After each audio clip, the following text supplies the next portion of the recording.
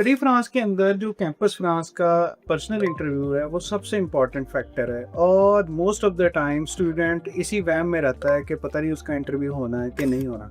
तो सबसे पहली बात यह है कि जो कैंपस फ्रांस का इंटरव्यू है वो मस्ट और उसके अंदर चार चीज़ें जो है वो देखी जाती हैं। सबसे पहला ये देखा जाता है कि एकेडमिक सीरियसनेस आपने कितनी।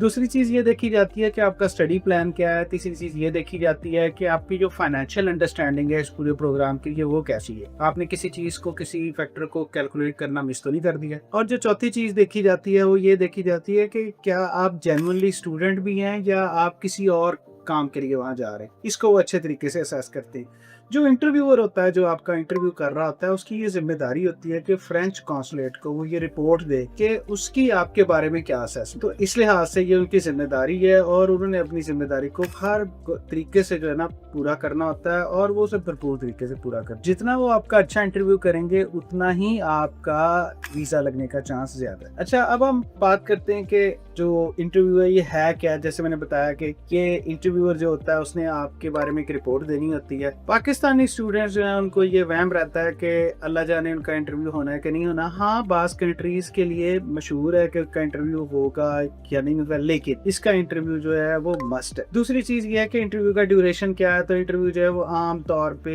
20 to 40 मिनट्स का होता है। 20 मिनट का एक रेगुलर इंटरव्यू होता है जिसके अंदर जो स्टूडेंट जो होता है जिसके को गैप ना हो, स्टडी गैप ना हो, उसको असेस किया जाता है। लेकिन जिस स्टूडेंट की स्टडी में गैप होता है उसमें क्योंकि कई एस्पेक्ट से उसने उसको एवेल्युएट करना होता है तो वो थोड़ा लेंथियर इंटरव्यू होता है। अच्छा, इसके अंदर ना हमारा एक्सपीरियंस जो है वो बड़ा अजीब सा है। जैसे मेरे एक स्टूडेंट ने इंटरव्यू के लिए गया और वो बड़ा टेंस था और उसने सोचा कि पता नहीं मुझसे उसने क्या पूछना है, लेकिन वो क्योंकि ट्रैवल करके गया था एक डिस्टेंस के साथ, तो सबसे पहले जो इंटरव्यूअर ने उसने उसको कंफर्टेबल करने के लिए उसको सबसे पहले पूछा कि तुम्हारा सफर कैसा रहा, मतलब कोई प्रॉब्लम तो नहीं हुई, तुम बिल्कुल खैरियत से पहुंच गए हो, तुम आए तो बिल्कुल टाइम पे, तो इसके लिए तुम्हें कोई स्पेशल एफर्ट तो नहीं करनी पड़ी। तो वो जो हमारा स्टूडेंट था ना वो बिल्कुल भी, यानी वो जो उसका टेंस मोड था ना वो उसका खत्म हो गया, रिलैक्स होकर उसने इंटरव्यू दिया। और ये जो इंटरव्यू था ये एक्चुअली 20 मिनट का एक्सपेक्टेड था लेकिन ये 13 मिनट में खत्म हो गया। और वो जो हमारा स्टूडेंट था उसको उन्होंने पास भी कर दिया उस इंटरव्यू के। अच्छा, पास का जो है ना स्टूडेंट इस वजह से टेंस होते हैं कि अल्लाह जाने उसने क्या पूछना है, और हालांकि वो जो इंटरव्यूअर होता है ना उसने एक विन विन सिचुएशन क्रिएट करनी होती है। अब विन विन सिचुएशन उसने इसलिए क्रिएट करनी होती है कि बेसिकली आपके अंदर का टैलेंट जो है ना उसको वहां लेके जा रहे हैं, उसको वो ट्रेंड करेंगे और अपने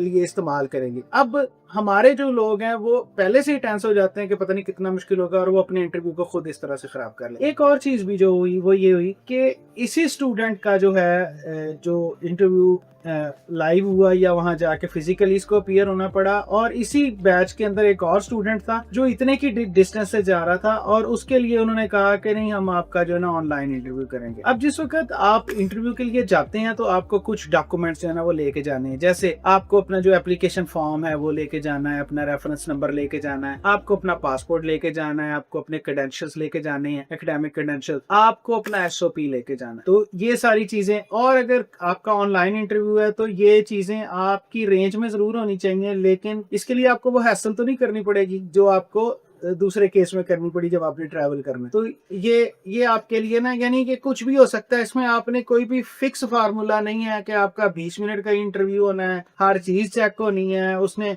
अच्छा, इसकी लैंग्वेज का भी एक आपको ऐसा एस्पेक्ट बताते हैं जो शायद आपने पहले भी सुना हो, लेकिन जो हमारे बच्चे ए लेवल वाले हैं उनमें से बाज बच्चों ने ए लेवल में फ्रेंच पढ़ी होती, वो जिस वक्त पूछते हैं ना ऑप्शन के would you go for English और एनी अदर लैंग्वेज, और उसने कह दिया कि फ्रेंच, और उसने उसका फ्रेंच में जब इंटरव्यू करना है तो उसके विन करने के चांसेस बहुत ज्यादा, क्योंकि ये बिल्कुल एक थोड़ा नंबर होता है जो फ्रेंच के अंदर इंटरव्यू थे। इंटरव्यू आपका इंग्लिश में होगा प्राइमरीली, उर्दू में नहीं होगा, पंजाबी में नहीं होगा, वहां पे कोई बंदा आपको हाथ नहीं बुआएगा, आपने इंग्लिश में अपना इंटरव्यू तैयार करके जाना। अच्छा, इंटरव्यू के अंदर जो है ना 6 चीजें होती हैं जो आपसे वो पूछते हैं, वो मैं 6 चीजें आपको बता देता हूँ। तो लैंग्वेज तक का तो मैंने आपको बता दिया कि वो इंग्लिश में होना है, और अगर आपको फ्रेंच आती है तो ये आपके लिए बहुत अच्छी चीज। अब आपने ये देखना है कि आपको जो है ना, मतलब इंटरव्यू के लिए बुलाया क्यों गया। तो इंटरव्यू के लिए ना, इंटरव्यू में आपको इसलिए नहीं बुलाया गया कि आपको रिजेक्ट करना। अगर उन्होंने आपको रिजेक्ट करना होता तो आपको वो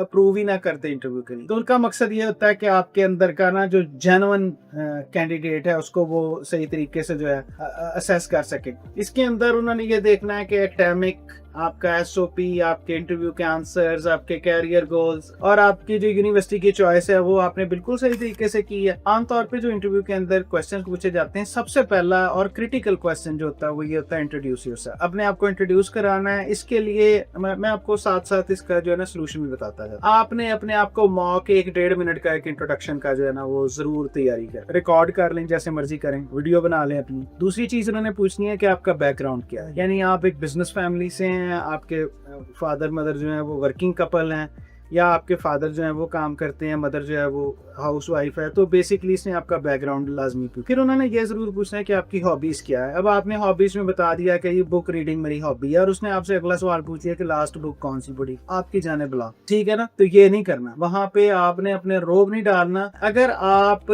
शाम को बैडमिंटन खेलते हैं तो आप बता दें कि मेरी हॉबी जो है स्पोर्ट्स है और मैं आजकल बैडमिंटन खेलता हूँ। अगर आप कहीं यारों दोस्तों के साथ बैठ के डिबेट करते हैं, गपशप करते हैं, तो आप उसकी बात जरूर करें उनके साथ, ठीक है जी।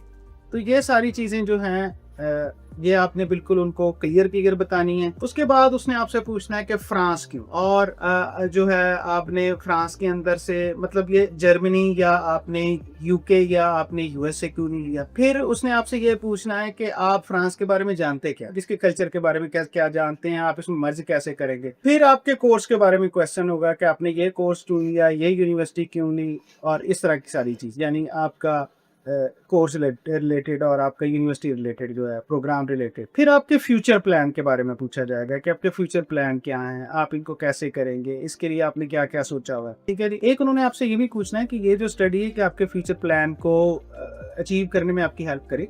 इन चीजों को आपने रिव्यू रखना। अच्छा जी, इसके अलावा फाइनेंशियल्स के क्वेश्चन होने हैं कि आपको कोई स्पॉन्सर कर रहा है, सेल्फ स्पॉन्सर भी हैं। अब आप ये भी बता सकते हैं कि मेरे लिए मेरे फादर ने शुरू से ही कुछ इस तरह से कोई पीस ऑफ लैंड जो है वो बचा के रखा हुआ था, या मेरे लिए कोई एजुकेशनल प्लान लिया हुआ था और उन्होंने सोचा था कि अगर मैं हायर एजुकेशन के लिए जाऊंगा तो वो उसको जो है यूटिलाइज कर लेंगे। इस तरह की चीज आप ओपनली कर सकते हैं। वहां पे वो बात कीजिएगा जो आप जस्टिफाई कर सकते हैं। जिसको आप जस्टिफाई नहीं कर सकते वो स्टोरी उसको नहीं सुनानी। वो सुनाने से आपके रिजेक्ट होने के चांसेस ज्यादा हैं सिलेक्ट होने के काम में। ओके जी, उसके बाद आपसे एक जो बड़े इंपॉर्टेंट क्वेश्चन होंगे और इसके ऊपर आम तौर पे बच्चे जो है ना कोई इतनी ज्यादा तैयारी नहीं करते, वो ये है कि आपका जो एकेडमिक सेल यानी बीएस जो है आपका 4 साल का, वो कैसा रहा। उसके अंदर आपकी मॉर्निंग की क्लासें थी, इवनिंग की क्लासें थी, आपको सबसे अच्छा मॉड्यूल कौन सा लगा, और जो प्रोग्राम आप ले रहे हैं उसके अंदर कौन सा मॉड्यूल है जो आपको अच्छा लग रहा है, और ये एक दूसरे से कैसे कोरिलेट करते हैं, आपको ये क्या फायदा देंगे, और आपका जो फाइनल ईयर का प्रोजेक्ट था वो क्या था, आपने ये कैसे सबमिट किया था, उसका कोई डॉक्यूमेंट आपके पास है, कोई चीज आपके पास है। ये ऐसी चीजें हैं। फिर उसमें अगर आपका स्टडी गैप है तो वो आपने जस्टिफाई करना है, आपका कोई वर्क एक्सपीरियंस है तो उसके बारे में बताना है, और सपोज आपको स्टडी किए हुए या आपको फाइनल प्रोजेक्ट सबमिट किए हुए 1 साल से ज्यादा हो गया, 1 साल बाद आप एडमिशन ले रहे हैं, तो इस 1 साल में आपने अपने आप को किस तरह से उसके साथ तरह से अपने आप को रिलेटेड रखा है। तो ये वाली चीजें जो है ना ये लाजमी तमाम इंटरव्यूज के अंदर जो है ना आपसे पूछी जाए। तो इसके लिए बगैर टेंस हुए अच्छे तरीके से एक विन विन सिचुएशन क्रिएट करने के लिए तैयारी करें, और होपफुली अगर आप इन तमाम लाइंस पे थोड़ी सी रिहर्सल कर लेते हैं तो आप इस इंटरव्यू को बड़े आराम से बीट कर सकते हैं।